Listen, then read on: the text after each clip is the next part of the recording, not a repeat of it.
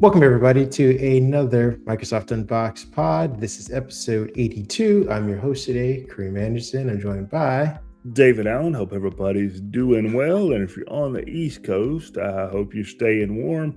If you're on the West Coast where it's a little warmer, how about you put some of that warm air in a truck, send it this way, dump it? We'd be great. Yeah, it's going to be cold weather for many on the East Coast. So make sure that if you have family on the East Coast, check in with them frequently, see how they're doing, if they need anything, that they're still alive, that they're not frozen to death. Everyone else, enjoy your weather. Enjoy the time that you have and whatever you're doing. We're going to get started today talking about Microsoft CEO defending AI spending at Davos. Why he's at Davos, who knows? Seems like a bad place, but hey, times are changing. We're also going to be talking about Adobe introducing new AI features in Acrobat Studio. But I do have, it's not here in the show notes, some other stories which are worrying for Adobe. I think their revenues are down, and they're not seeing the benefit of all these AI features that they're tossing in. We're going to be talking about Ubisoft canceling multiple games and cutting jobs amid a giant restructuring and refresh for the gaming studio. Speaking of gaming, Xbox kicked off its 2026 year of gaming with Developer Direct yesterday, I believe it was. We saw a lot of cool games. We also got some promises, so we'll try and hold them to that as much as we can. Notepad and Paint got some new features in Windows. Yes, we still talk about Windows here on this podcast. It's just not as often because, hey, AI is Microsoft's apparent, new bug up their butt. And the last thing we're talking about is Xbox free play days and some of the titles that you can try out this weekend. With that being said, let's talk about first. We always do. We're going to try and start this as kind of a continuation thing. What's irking you this week in tech? In technology, what is irking me this week? Well, one, AI is continuing to irk me a little bit. Some of our CEO, and we're kind of going to get into it, some of our CEOs can't decide which way AI is going to go and how much money we're going to spend. And if, some of you and I talked about this for a minute off mic. People are starting to depend on AI. Jobs are being made. Companies are being built, and the next wave of apps and the next wave of apps and services are coming out, and they're out there, and we're all dependent upon these language models. Well, if these rich CEOs and business leaders can't convince these investors to continue to pour money into it, where do all these jobs go? And that's something I think about because we've already talked about layoffs this year. We talked about layoffs on last week's pod. I don't want to have another year where we're talking about layoffs once a month. I want to see some stability, and maybe that is my overall gripe. I want to see some stability in technology to where these people know when they go to work every day, you have a job. You're going to have a job next month, and they're not watching the stock market or hearing things in the office. I heard we lost $5 million. That could be our jobs. I want these feelings to go away. I want people in tech to be able to go to work and go to work confidently. And because if you've got a confident worker that is understanding that their job is not going anywhere based off a CEO's wrong decision or even a right decision, that their job is not going anywhere, what do? You get better service, you get better products. Because your employees are enthused and they're comfortable and you get their best ideas, they're collaborative. I want to see some tech stability on the business side of things where people have got their jobs. Services are up, services are running, things are staying the way they were. Am I asking for too much? Am I just crazy and like, well, David, you're never going to get that? But I just want some stability. You should ask that question to the AI, see what answer it gives you. It'll probably hallucinate. or gaslighting. Yes, you are. You're I think I would be gaslighted. My gripe is a little less existential and more petty. And it is the double standard which still exists for Chrome OS. Okay, that's You're on a interesting. Windows podcast, so a lot of you should be in enjoyment with me. But a lot of YouTubers and reviewers that are online are starting to get their devices for these new Chromebook Plus devices, and they look great. Don't get me wrong. And I have a Chromebook that I use occasionally. Uh-oh, he admitted it, folks. It's a Chromebook Plus as well, and it is a nice system. But everyone keeps saying it feels like Linux, where they're like, "This is the year that Linux takes off. This is the year that Chromebook Plus makes Chrome OS a useful operating system." And it's as much as Chromebook Plus is the Windows Ultrabook, it's just a set of standards, mostly hardware, that make it a plus, not the operating system. Now, don't get me wrong, the operating system comes with a few AI additions, but nothing that you couldn't get by using just any other PC that has access to every other AI platform. Mac has access to ChatGPT, Anthropic, Claude, Copilot, Apple Intelligence for whatever it's worth. Like, it has access to all these platforms. Google's own Gemini. Same thing with Windows. Yes, Chromebook Plus comes with additions that are in Google Gemini that you can use on Google Workspace and in search and things like that. But it just seems like everyone keeps saying, and it's been almost over a decade now, this is the year that Chrome OS becomes useful and takes off. And they've been doing it. And meanwhile, every time there's a new update to Windows, everyone sighs and talks about how they love the previous version and that this new version is no good. It's never been to the point where, hey, this could be the good version. This could be the version that millions of people adopt, which again, it becomes a reality. Millions of people adopted by inertia alone. But everyone keeps saying this is the year that Windows kills Microsoft. This is the year that Chrome OS finally becomes useful for people. And every year, or it seems like every subsequent year, the status remains the same. Millions of people adopt Windows because of inertia, and they just need to. A handful of people adopt Chrome OS because it's useful for them, and Mac OS stays somewhere in between. How about we just start saying like, hey, I really enjoy this thing. It is okay. Mm-hmm. But at the end of the day, especially some of these YouTubers, I'm going to go back to Mac OS where I can video edit because I need to make these videos and create these thumbnails and make these podcasts on a more useful system. And I get it. You're reviewing a device and they've handed it to you and you're playing around with it. And you some people are pretty honest saying like, hey, I can see where some people can use this, but this isn't for me. It's just, can we all start saying, this year of technology, and maybe this applies for phones as well too. This is nice. But this isn't going to change anybody's life. This doesn't change people's lives. Technology is just a tool. When you get a new refrigerator, a new washer and dryer, you're not saying, oh, I'm going to be a whole new person now because I got a brand new washer and dryer. No, you're saying I got a new washer and dryer, which is nice. It makes my life a little bit more convenient and easier.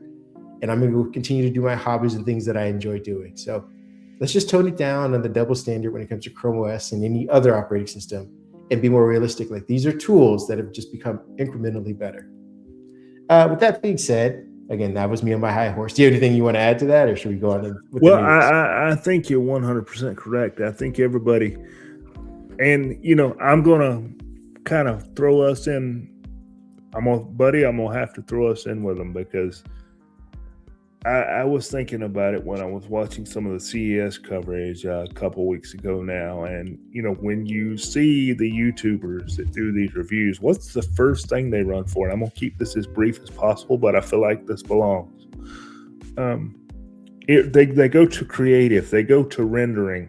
Look how well it renders. Look how well it, this renders in 2 minutes. Well, this renders in, a minute and 90 seconds. Look at that 10-second, workflow that you saved, and you did it on a Mac, you did it on a Windows, you did it with Adobe, you did it with DaVinci Resolve, CapCut, makes no difference. But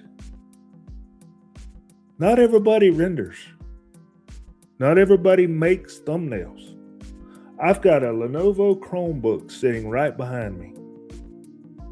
It's charged, it's updated. What do I pick up when I need a quick device just to do something that my phone won't do, or I need to see it on a bigger screen, or I need to view some content, or I just need to pick up something that's going to be quick, easy, give me some battery life, or even just disconnect. To disconnect from, all of your notifications going off and this, that, and the other of your work PCs or your home PCs or your creative PCs. I pick up the Chromebook. I think we need, to your point, embrace the fact not everybody needs a YouTube thumbnail. Not everybody needs a TikTok. Not everybody needs to render a 30-minute video with Adobe level of special effects. Computing is for everybody, and there are good devices out there that do a little bit of everything. Chromebook has a place other than schools. Okay, I'm going to stop now. I'm going to take it down a level because I have always been a Chromebook fan. I'm always looking something different. Now we can get back to Windows, but let's give these other guys a chance. Even give a Linux operating system a chance once in a while. There's a place for everybody in this. That's what makes it great. That's why we do it. There's a place for everybody. Exactly. Where there isn't a place for most people now is AI. However, Satya Nadella will continue to preach that there is. He was at Davos, which is, I believe, like an economic forum, if I'm not mistaken. Let me see if I can get that correct. What is Davos? He's going to ask AI this question, y'all. So expect a hallucination. It is, it's the World Economic Forum. I figured that's what it was. He was there, and he was there to basically talk about the benefits of AI and why he continues to invest billions into this technology. Now, this is also where he's kind of become a meme. He's become the used car salesman of AI because what he's saying seems to be somewhat detached from what most of us are experiencing. Part of what he was saying during this, I want to say it was like 35-minute interview. And if you guys want to go check out the full thing, don't take our word for it. Listen to the man's own words. You can see it on our website. I wrote a piece about it, so go visit the website, or you can find it on YouTube. But he was positioning AI as a long-term transformative shift rather than a short-term trend. And again, he's doing this. He's talking to an audience of millions of investors, not necessarily millions of customers. He talks about in the interview, they do cover some things that are pretty candid, i.e. the rising cost and the financial burden of AI infrastructure. Microsoft is obviously spending a ton on it and building data centers and partnering with people and getting chips made and all of the whatnots that go with AI. But he extols the reliability of the tool. And I think the guy that was interviewing was also mentioning, jokingly, but there's a lot of truth to it about the hallucinations, the inconsistency of the performance, and privacy concerns. Obviously, in the wake of Grok doing what it's doing as far as CSAM, so there's that issue that Nadella tries to talk around, and Microsoft is under pressure to kind of hit the turning point on AI. Right now, there's, I believe, a public perception that isn't positive. It isn't overwhelming. And this is early on in its infancy. So if you've already developed a negative sentiment, it's hard to get past that. Clippy never took off. Even though Clippy, I think people would prefer Clippy now than all the AI that they're being shoved at right now. Clippy was mocked early on and it never recovered. Siri was mocked early on and has never recovered. There are tools and platforms and technologies that are still around today, but they are not as useful or don't have the same mind share because they're mocked early on. AI is already getting there. There are people who use AI as a verb to describe something that isn't real versus something that is useful or helpful. So if you see something on TV and you're like, or on the internet or online and you don't believe it's real, you'll say that's AI. More so than you'll say, hey, I used AI to actually, sort out my income taxes, or plan a trip to, whatever city I'm going to go to overseas. Anyway, he spent most of that time defending AI.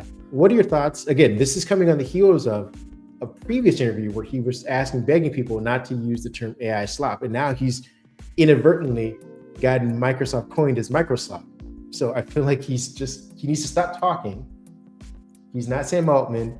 He needs, don't see Sundar Pichai out there constantly talking about this. Maybe just take a step back and hope for the best.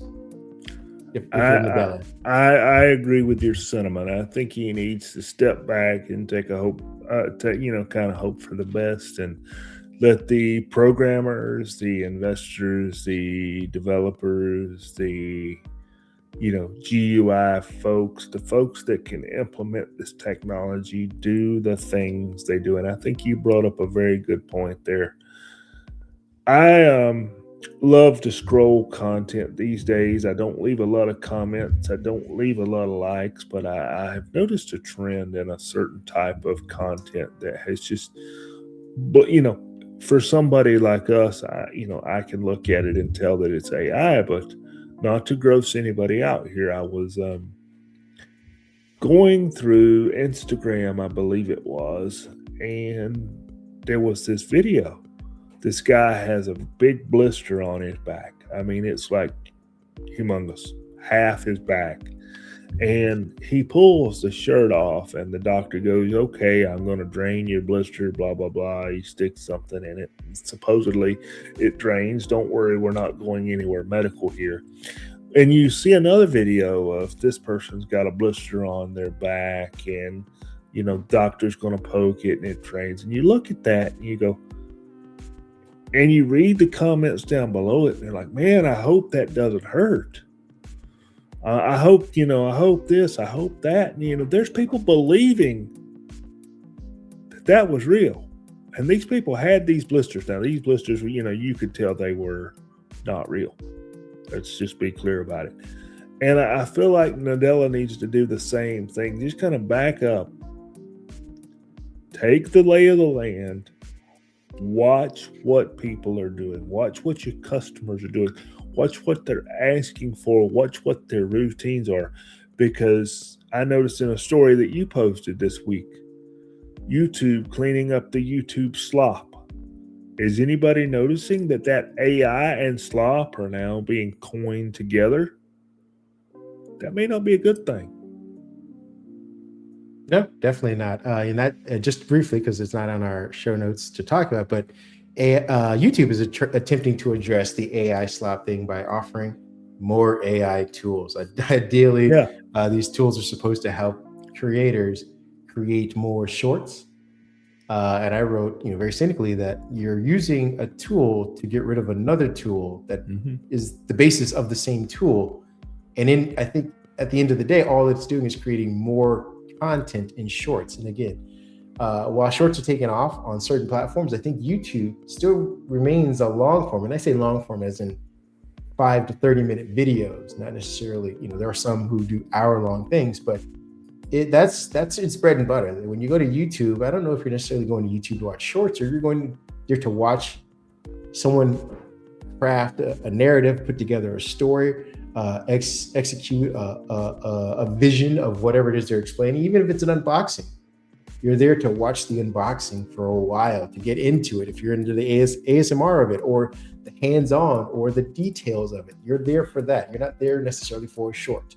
But because of AI, that seems to be where YouTube is going. Enough on that. Let's get to our next story, which is Adobe is going to introduce AI, hoping for you to create more content.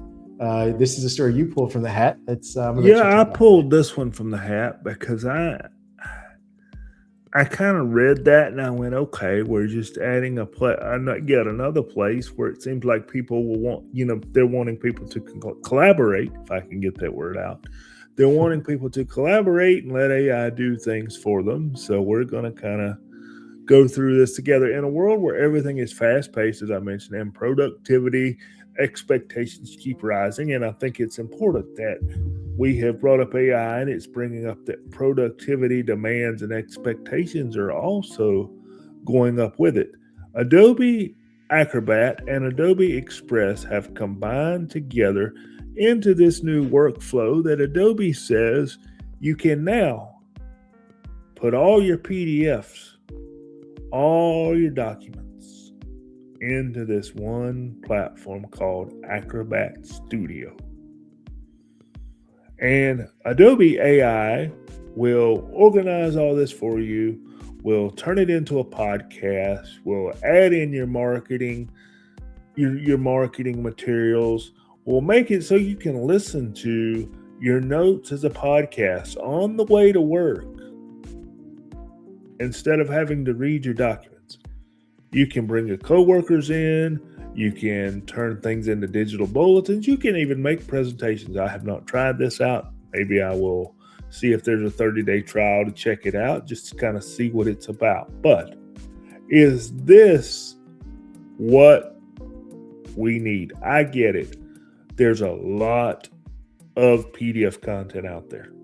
I can see a place where these businesses that have page after page after page and hundreds of pages of PDF content, maybe you've got manuals, maybe you've got documents, maybe you've got company policies, maybe you've got contracts and you want to sort through your contracts and get AI to tell you how many customers have this contract, how many customers have this in the contract. And maybe you want to, get down to the nitty gritty and compare who's paying what and who got a special deal and who didn't. I kind of see a place where this works. I can see a place where this works. But it's another AI service that got thrown into the hat for companies to pay for and learn how to use. This is starting to feel like Android was back in the day, when it was so fragmented that if you bought a phone by this company, your apps work this way. If you bought a phone by this company, your apps work this way. If you bought a tablet, they worked or didn't work at all. And sometimes it's still the case with Android, but it's not what we're here for. I feel like we're getting fragmented here, because even I'm getting confused. You've got Copilot, Gemini. Now, Adobe's got their version. Guess what? Adobe's got their version inside Firefly as well. And everybody's diving into pockets. It's going to stop somewhere. Yeah. Again, we've been harping on this for years, and those of you who are about to roll your eyes, I totally understand, but I'm gonna have to say it again. Investors needed a reason to spend money. They had a hole burning in their pockets, and they needed to get rid of the cash for whatever reason, circulate it, get more of it. That's how the stock market's working. Mm-hmm. And so they turned what should have been called machine learning, and they marketed it as AI, as the new big thing. And everyone was like, cool, now I can take that money that's been burning in my pocket and I can spend it. I can spend it on this new thing called AI. These are just machine learning tools, essentially. And every company has had them before. These are just better versions of this. This is all machine. Again, when you were to create an algorithm that could understand what a PDF is and understand what the words in the PDF mean and put it into other documents in formats that make sense, that's all machine learning. It's not AI. That isn't artificial intelligence. That's just a piece of code understanding that this thing can be translated into this thing in this format. And that's what it should have been. And that's, I think at this point, when any company says, hey, we've added AI, it's just, we've improved our machine learning. We had tools like this before, and now they can do even better things. But again, that doesn't sell as well to investors. So we're stuck with everybody, including AI. Everybody's including spell check, essentially. And now this is just a better version. You went from spell check to Grammarly. Now, not only could you now spell, but the platform could then tell you needed a comma here, or not only is your apostrophe here, but you also needed present tense in other things down in your joining sentences. We didn't make it like, oh, this is AI. No, this is just spell check that got better. I said all this to say this. I also see this move by Adobe competing directly with Canva now.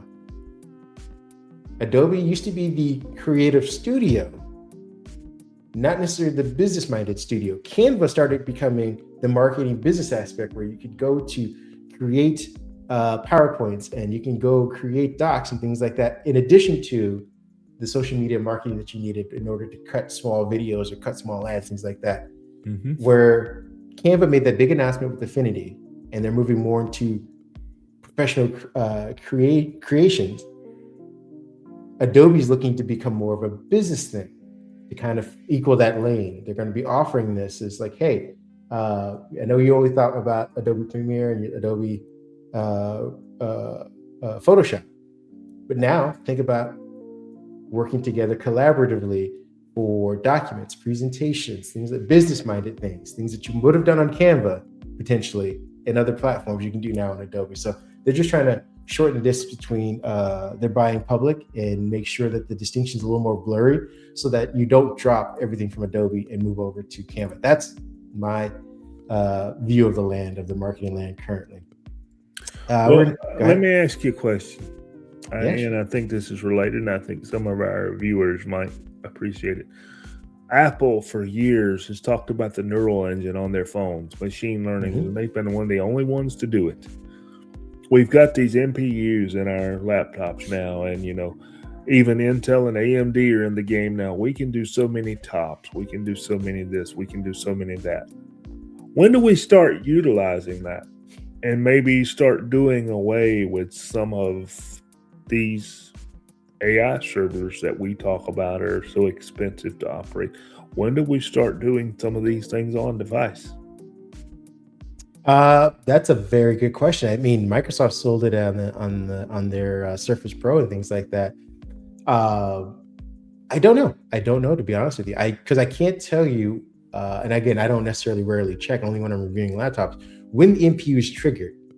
Well, I'm gonna help you out a little bit. There is another podcaster. I'm not going to call this podcaster's name, but he is a developer, a well-known Windows software company, who used a Snapdragon laptop and intentionally tried to get the NPU involved.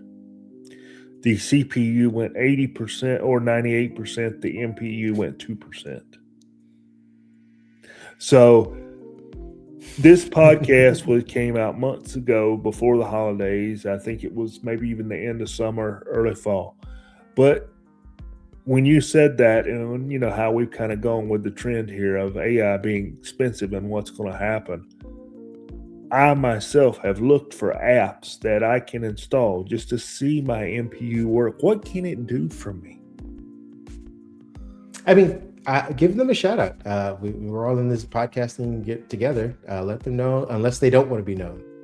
Let our audience know where they can go, because I'm going to recommend some stuff at the end of this as well for other listeners. Well, what we can do, I tell you what, I'll say who it is. He won't necessarily mind. It was Brad Sams. He wrote an app called Connection Explorer that, long story short, will show you where your PC is connecting, which is a little bit scary, to be honest with you. It makes you wonder where. Yeah, we talked about that. And I have continued to use it, and it makes you wonder where your data goes. And in writing that app in one of his betas, he tried to use the NPU to get knowledge of where things were going so people could see it, and you could use AI to sort your results and, create this nice output of this is where my computer connects every day and this is what it does. And the NPU just did not activate very well for him. And he brought it up in one of his pods. He does First Ring Daily with Paul Thurrott, and he brought it up in one of his pods. He says, so basically, what's the NPU do? And everybody says, look, you've got an NPU. Now, what we have seen it do is do these blurred backgrounds or change these backgrounds in your videos, but that's all I've ever seen it do. Yeah, it's supposed to be doing a lot more. So the AI, I think, has been calling to data centers versus tapping the NPU. Yeah. Ideally, they'll hit a switch, and that will change, and we can start using the hardware that we've been paying for.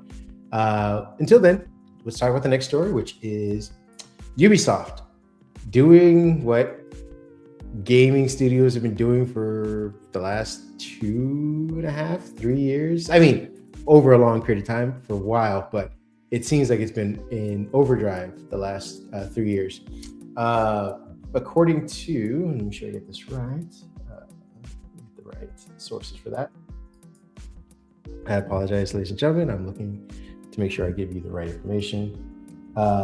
Anyway, the gist of the story is basically that Ubisoft will be expected to be cutting 6 games that they had in the slate and delaying another 7, with also some laying off of staff and then in the coming months. I don't know exactly what the dates are or the number of people that are expected to be cut from the staff, but those are the reports. It's obviously not the news we want to deliver. And when it comes to gaming, we'd rather people, obviously getting hired and talking more about, more games to come and more things that we're looking forward to. But this is unfortunate. And again, this is coming amid Ubisoft struggling with rising development costs and increasing long production cycles. Again, if you know gaming, the average, I think, refresh cycle for AAA games about anywhere from 5 to 7 years. So, when you see a game that comes out next, this year or next year, that game has been in production since, before or right around the pandemic.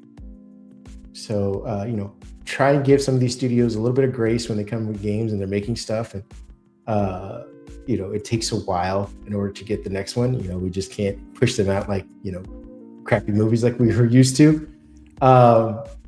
The company has been hit with several underperforming releases in recent years, which again have weakened investors' confidence, which always leads back to that. If it's not a Battlefield, which even Battlefield, as well as it does, had its own decline. If it's not a hit, investors get a little shaky about dumping 5 years worth of investment, money, time, and effort, resources into this thing. When you ask like, hey, we want to do a sequel or we're thinking of a brand new idea, that starts to get hindered a little bit. Again, these games were unannounced, so we don't know what they were or what the potential of these could be. We just know that we're not getting them. And again, some of these other projects were going to be delayed, which again, we don't even know. Usually when they delay it, it's just kind of the inevitable. It's slowing it down, saying like, all right, well, if you're in delay, perhaps you don't get made in general. So again, we're up to almost 13 games, which may or may not see the light of day ever. And again, the layoffs are just part of the broader trend of letting go of staff. And I think it could be anywhere up to 1,000 people laid off from Ubisoft. It's unfortunate, but we wanted to put the news out there. What are your thoughts on Ubisoft becoming yet another victim? I know we talked about Activision and we harp on Microsoft and Blizzard about these kind of things because they're kind of under a wheelhouse, but Ubisoft is under the broader gaming umbrella. It's sad to see any of these people lose. We just talked about it 5 minutes ago, about not wanting to see people lose their jobs, this year, and seeing games get cut. So I think we're going to have to back up. And I think these game companies are going to have to go to the gamer with a very blunt question. What do you want?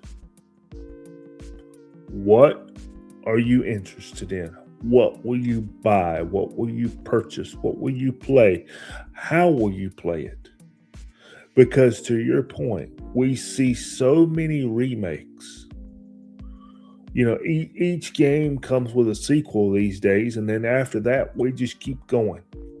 And then at our age, we're both 40 plus, we see a game get a DLC or a new add-on pack to where, it's the maps from the late 90s, early 2000s. We're thrilled to see it. We know what that is as older gamers. Maybe these young folks just aren't interested. Maybe they want something else. Maybe the young folks want their gaming to be right here on their device. How many people are sitting down at consoles? How many people are sitting down with handhelds? I think, it's more than last year sitting down with handhelds, for sure. But we've got to back up as far as the gaming industry, I think, and see what people want to maybe stop some of the bleeding inside the offices when the financial assistant looks at and says, "Oh man, we lost 10% last quarter. Go fire another 5,000." Well, why did you lose that 10%? Why did you cancel that game? Did you cancel that game because you lost the money and you no longer have the funds to develop it? Well, why did you lose the money? What was not bought? What was not sold that was supposed to make you money? And then go figure out why. Why didn't somebody buy it? What should we have done? What were people looking for? What were gamers expecting? And I think we're just going to have to back up and retool a little bit in the gaming industry. Yeah, I'm going to put a punctuation on this topic by adding a few more details, just so our listeners are fully abreast about the situation. Ubisoft closes Halifax and Stockholm studios. Again, this is a French-based developer, but they had some studios out there. And the CFO, Frederick Duguet, I believe, he told Gaming Industry Biz, again, that their series of layoffs resulted in cuts to the Division maker, Massive Entertainment Studio, which is currently working on Division 3. Hopefully that will make it to the light of day, because I really enjoyed the Division and Division 2, but it's lost its executive producer. Ubisoft's Abu Dhabi and Red Licks were some of the other teams that were shuttered. I think there was an interview given to VGC where they said some other big projects will be leaving the company. And again, this is all part of, their major reorganizing. But I think they were saying that some of the delays will also be in the Assassin's Creed, Far Cry, and Rainbow Six areas. So again, I don't know if these are DLC releases in general or if these are all new games. Ghost Recon, Splinter Cell could be amongst the mix, but we're not certain about these. Those are some details for this story. And again, the goal is to save about $100 million if they can with all of these cuts. I don't know if they're going to, but that's just some of the details. Moving on to our next story. Here's hopefully some good gaming news. This is Xbox kicking off its Developer Direct showcase yesterday. So go over that. I think you were watching it live. Yeah. I was jumping in and out of that one. Yeah, I watched the whole event from start to finish, and overall I thought the event was pretty good, and I think it's a good way that we use to highlight some of these indie developers and some of these smaller developers. And we also kicked off the gaming anniversary of Xbox. Let's see, we're at 25 years, right? So, yes. Yeah, we're celebrating the 25th anniversary of the Xbox. And to get us started, I'll go over briefly what we had. We had 4 titles that were shown at length, and we have Forza Horizon 6. We're moving Forza Horizon 6 to Japan with one of the largest maps ever, one of the largest vertical maps ever, with diverse biomes and seasonal changes that drivers and racers will go through. We're seeing changes to time trial and time track with the addition of drag racing. So some of our, Forza Motorsport kind of got the boot last year, and it's glad to see that Forza Horizon 6 and the series Forza Horizon is going strong. I personally enjoy that game. I enjoy being able to just sit down and drive per se. You don't necessarily have to do much of anything. You can just sit and drive and enjoy the scenery, and I think that's a little bit of a big deal. Now, another one we have for the Fable fans out there, we've got the next iteration of Fable. The next iteration will also come on PlayStation 5 and Steam, so that's worth mentioning, and comes autumn of 2026. So you got a little time to wait there. And just to give you some idea, for those that don't know what Fable is, I'm just going to read it right off here. If you're a Fable fan, the team at Playground Games pulled back the curtain on the latest release and reimagining of the title, offering a first look into, I'm going to call it a Bonds open world, showing off character customization and a refreshed mortality system and combat system with familiar foes and new threats. Enjoy the trademark humor alongside these the alongside these story along yeah alongside the choice driven storytelling. There we go. And that will arrive again autumn of 2026. Let's see, what else did we have? We had Game Freak. That was a neat one. Game Freak kicked off the Developers Direct event, looking into Beast of Reincarnation. Just that name sounds interesting. It's an action RPG in the haunting future of Japan. So it's the second title to take us back to Japan. Players follow Emma, and afflicted by a mysterious blight and love for her canine companion, Ku. It is a fast-paced, time-compact game. Kind of reminds me of a little Mortal Kombat with maybe a little bit of Civilization to it. That one will be coming day one to Game Pass. That one comes later this spring, early this summer, so you'll have that one to look forward to. And let's see, what else do we have? We got one more in here. We got Killin. I hope I'm saying that right. K-I-L-N. I'm gonna call it Killin. Slated for spring of 2026. It is a creative online party brawler. Yes, you heard that right. Now get this. I got some chuckles out of this. I think you guys might as well. Players can craft ceramic armor, pottery. Yes, pottery, folks. Your armor in this game will be pottery, realistic pottery, with each pot shaping the combat skills in the 4v4 arena battle. During the event, you saw the crafting tools and how you will make said pottery armor and how it will impact your gameplay. I want to check this title out, so I'm going to be on the lookout for the closed beta that will launch this spring before the game hits us late summer, early fall of this year.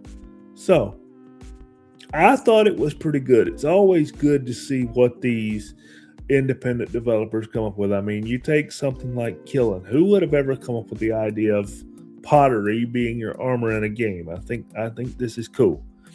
And, you know, some people might look at this event and go, well, you know, I recognize Forza Horizon 6. I hear you. But I think these other titles greatly deserve an opportunity as well. You know, I'm looking forward to these. I know you said you were in and out. What was your favorite? Did you have a favorite? Is there any of these? I mean, the Killing, I'm going to try that out. I want to see what it's like to fight with pottery. I do. You know, because but what was your favorite? What did you like? What were your thoughts? I'm going to go what they call a basic bitch gamer. So the Forza and Fable were the draws. I've been looking for a new Fable game, but I'm looking forward to it. So I was looking for that. And Forza just looks great. Like to your point, it is a sort of an RPG-ish, but it is kind of a drop in and play kind of game. And for me, for a guy who doesn't have a lot of time to claim the TV in my house, being able to drop in, do a quick race, and have those, you know, points accumulated and the races tacked to my achievements, and then go on and out without having to, like, you know, go on a massive adventure for hours upon hours to find one thing. And if I lose track of that, I lose track of my whole game. That's been appealing to me. And I say that, and I also acknowledge that I do want to play Fable. So I'm a contradiction, but those are the two that stood out to me. How about yourself? I will be doing Killing for sure, and I will definitely try out Fable. I'm also a Fable fan, maybe not as much as you are, but I've always found that to be a good casual game. And my little niece, who is 6, just turned 6, she is turned into a big Forza Horizon fan. She just loves getting in those cars and just driving down the road. She'll wave at other cars when they go by, and you know, she thinks it's cool when one wants to stop and race, you know, where you can go anywhere and not necessarily have any goal. And she figured out a couple of days ago how to operate the radio that's in the cars, where you can turn on the different music. So we've got an Xbox Series S over here, the old white one that sits over here. And the only reason it's still here connected to an external hard drive is because that's where her Forza Horizon games live. So I told her yesterday that she's getting a new driving game this year, and she's excited. So I'm excited for her. yeah, she enjoys that. That's why one of the reasons she comes to Uncle Dave's house. She doesn't know yet all the buttons and whistles of how to turn the Xbox on, but she'll tell Uncle Dave, I'm going to play Xbox. Come turn it on. You'll turn it on, start the game for her, and she's good to go. There you go. Our next story is about updates. It feels like it's rare that we talk about Windows, but we do when there's news to talk about. And sadly, the news has been sparse, but we did get an update to Notepad and Paint this week. So if you have a Windows on ARM PC, look forward to this. I think some Intel and AMD ones should also be getting this as well, depending on which version number you have. But as far as, and again, this is a weird update because it didn't come with any fixes or any known issues. It was just these 2 updates essentially to Notepad and Paint, but it keeps adding more and more features to these basic inbox Windows apps. So if you're someone who doesn't want to pay for Adobe or doesn't want to pay for Canva and want something free, you can always go to Paint now, it seems like. I'm gonna start with Notepad first. So Notepad received a steady stream of updates that I think included, let me sure I get all the updates correct for this for you guys. Sorry about that. I had this story, but guess what? OneNote decided to freeze. Gotta love when you report on Microsoft stuff and then it doesn't work. Here we go. Yes, Notepad got expanding the lightweight performance. The update fixed some AI features, which were write and rewrite and summarize, are now supported streaming outputs that allow text to appear progressively rather than all at once. So again, this is more of a visual thing.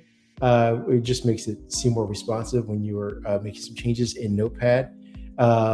Paint, on the other hand, got this new thing called Coloring Book, which uses AI to generate coloring pages from text prompts, offering a playful and accessible way to experiment with visual ideas.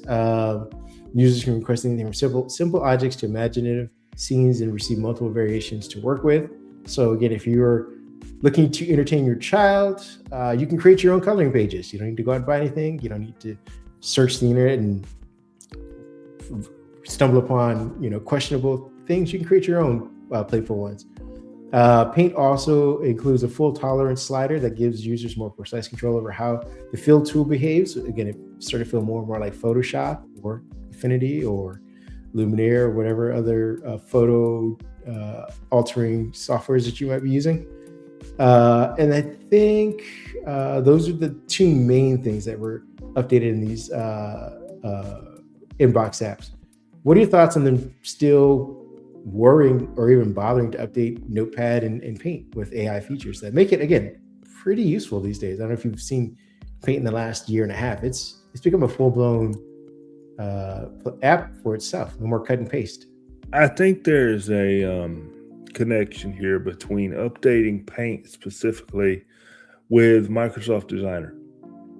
I think there's going to be some type of connection there, and I think eventually maybe it morphs into something that competes with Canva, possibly, maybe. Maybe Microsoft envisions themselves getting into this space, so that's why they keep working on, Paint. And for Notepad, I think everybody needs Notepad. Notepad is probably one of my top apps. I copy and paste a lot of things into Notepad. And then I may ask Copilot to deal with it. Now, why do I use Notepad? It doesn't, bother you with the Microsoft Word formatting. When you paste something in there, it's literal, it's raw, and you don't have to worry about it trying to word format it and stick the word formatting characters in there. Or, your spell checker popping up and, Word saying, well, what do you want me to do with this? I don't want you to do anything with it. I want you to leave it like it is so I can ask Copilot what I need to ask it. And in my world, it's you're looking at a log file, and you just need to paste that log file somewhere, and then tell Copilot, hey, how many times do you see this in the log file, and what times do you see it? Copilot gives you the answer. I copy paste out what I need from Copilot, do what I need to do with it, close Notepad, move on to the next one. Yeah, so but don't you want to worry about headers and footers and bullet points? If you've noticed Notepad, when you open and close it now, it remembers the documents you have open. It's not dumb Notepad anymore, where you open and close it, that was it. And if you were to open my Notepad right now, we probably have to stop the podcast because the amount of RAM that would be used, because I've got tabs that are 25 and 30 tabs long. I opened it on another device this morning and had to wait. I'm like, what's going on? Oh, darn. I forgot to close all those tabs from yesterday. It's just where during the course of a day, you tab it out. It remembers it. You're glad it remembers it when you need it to. But when you want it to, be in a hurry because you just want to, move on to the next one, you remember, oh, I forgot to close those tabs. So I'm not somebody that's going to complain that they update Notepad. And, what you brought up with Paint, there's another example. Give this to a child, my little niece, for example, give them a Surface Pro and a pen. And give them those coloring books and watch them go to work. Yeah. I think Mary Jo would be entertained by both. She is the Notepad queen, and I'm sure she likes the coloring. So I'm sure she does some interior decorating at her own place. This is just another extension of that. Last story we got, which is we're going to end it on gaming again. This is your favorite section. Yep, it's one of my favorite sections, and I think from what I hear from a few of our readers, it's one of their favorite sections as well. It's short, it's sweet this week. We've just got some free play days to try to keep you warm this weekend. So it's cold weather here. So at least on the East Coast, as we mentioned. So you've got a few games to keep yourself busy. This weekend, you can check out Sherlock Holmes, Chapter 1. You can check out South Park Snow Day. It looked interesting. You can check out The War of Mine, Final Cut, and Call of the Lamb. So some of these titles are from independent developers, just like we mentioned here with Developer Days. So make sure you jump in and give these titles a test, a comment, a purchase. And as always, if you like these titles, they're always on sale during free play days. So if you enjoy these and you want to have some good, keep the fun going, you can remember that Sherlock Holmes Chapter 1 is just $4.49. The Xbox reviews have given this one a 5-star rating, so make sure you check that out. South Park Snow Day is $13.49. The War of Mine Final Cut is only $1.99. And Call of the Lamb is $12.49. So make sure you check these games out by going to Xbox.com, or as I like to say and remind Microsoft each and every week that I think of it, you got to get on your Xbox, go into your account, go into your subscriptions, and then you will find free play days. For some reason, putting that free play days icon in the store or on the dashboard seems a little hard to do. So I don't know why they want to make it so hard for you to play free games, because everybody makes money when these games are free, because somebody's going to buy them, somebody's going to purchase them. And if you like these, again, some of these are made by independent studios that $1 goes a long way.